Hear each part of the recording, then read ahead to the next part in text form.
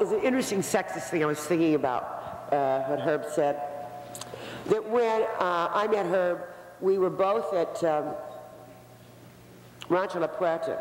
It's a wonderful place just over the border in Mexico, where you exercise and very healthy food, and it's a great place. It's owned by the lady that owns the Golden Door, only this isn't all plush and posh, but it does make you feel marvelous. And Herb came and he was strumming his guitar, and and this and that. And then he gave me this book about men, and I read it. But so when they said I was, to come to this thing, and of course it interested me about them, and they said I was supposed to be in a dialogue with him, and I said, gee, he's a guitar player. I'm really this lightweight, I'm a big serious person, blah, blah, blah. So I have to tell you that I take it back that, he is a good guitar player, but, every word he said about the man-woman thing has been so on target that we have not had to waste any time on silly arguments, on the silly stuff, you see. In other words,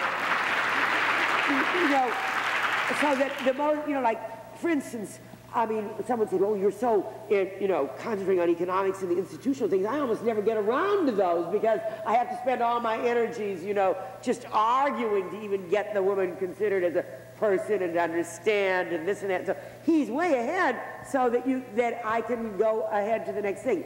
But on the other hand, I have to say this.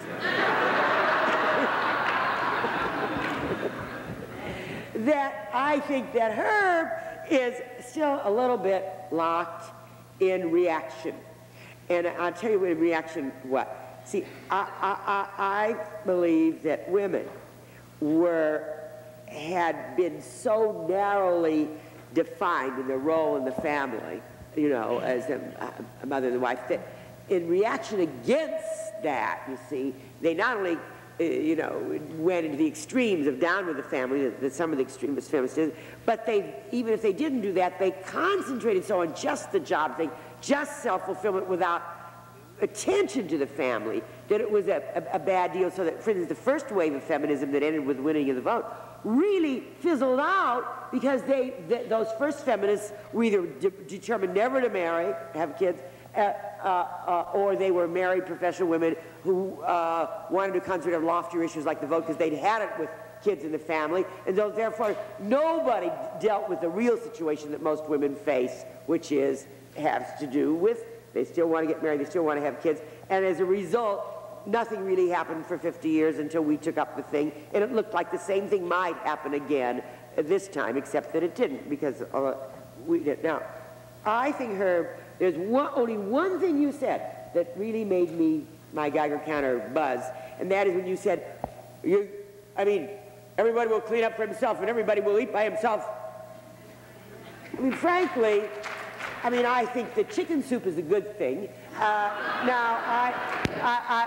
Chicken soup is poison. I come from a long line of women who express their love with chicken soup, and I acknowledge my roots and claim them, and chicken soup when you have a bad cold is a good thing to give someone. Second, I think it is much better whether you are single, married, divorced, 65 or 16, to have a family, either of blood or of choice, to have Thanksgiving dinner with, okay? And everybody can cook a good thing. And I am going to have a Thanksgiving dinner with my extended family of choice, their kids and mine, and everybody is cooking his or her own thing, and it is much more joyous than if each one of us were feeding him or herself. Yeah, well, I didn't mean to say that, again, it's the rigidity of it. Making a meal with somebody you care about is wonderful. Sharing a meal with somebody you care about is wonderful. The idea of the woman as feeder, though, is totally obnoxious, and it drives Earth mothers crazy when you tell them you don't want them to feed you. I know that, I think being fed by an Earth mother is one way that you get totally out of touch with your body. Because really, I think part of men getting in touch with their body is finding out what they want to eat, how much they want to eat, when they want to eat it. and not feeling guilty because somebody made you a meal, and not feeling like you got to get into a harangue because you came home at quarter to 6 and you didn't feel like making dinner, and now she's pissed off at you because she says she's going to starve. In a family situation, of course, you're going to have to accommodate. There's kids, so somebody's got to make meals and stuff like that. But I guess I was primarily reacting to the drudgery aspect of liberation. I delight in making my own food. I don't want anybody to make my food. I delight in doing my own shopping. You know, when I got divorced, it took me about 2 years to find out that I hated all my clothes. I had all these Madras Indian shirts that my wife picked out for me. And it took me a year to find out that all the furniture in the house that everybody admired, there was no place I enjoyed sitting. It looked great. The woman is social director. The woman is feeder. The woman is decorator. The woman is arbiter of a man's aesthetics is what I am reacting against. There's nothing wrong in the delightful making of a meal together. That's lovely, or sharing a holiday meal together. Let me just say one thing quickly. Those of you who are interested in that magazine I was telling you about, let me tell you the name of the editor, and you can write him. I think he's going to be one of the leaders of men's consciousness in the future. He's a man named Richard Haddad. Richard, as you know, H-A-D-D-A-D. And his address is 5670 Thicket Lane, T-H-I-C-K-E-T, Lane. And it's in Columbia, Maryland, 21044.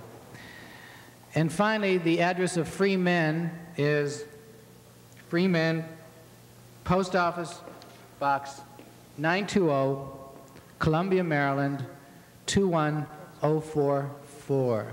They're just a neat, wonderful group of men. And when I get there, when I'm with them, I just have all these wonderful, warm feelings about. I felt less competitive thing going on among those guys, a more sensitive and yet a balanced thing. All these guys, none of these guys have walked away from responsibility. None of these guys are living in the woods or growing vegetable gardens, as Betty so, you know, Betty was teasing before, saying, guy says, I want to be passive. There's nothing wrong with the guy saying, I want to be passive. Earth mothers don't like men to be passive. They don't like guys to sleep too much. They don't like guys to say, I hate your food. Because how else are you going to relate to them? You're going to have to learn how to play with them. You're going to have to learn how to be a real friend. You're going to have to learn how to be a companion. You're going to have to focus on the aesthetics of a relationship. And that, to me, is what I insist on in my life. And if I never find it, you know, that's going to be my problem.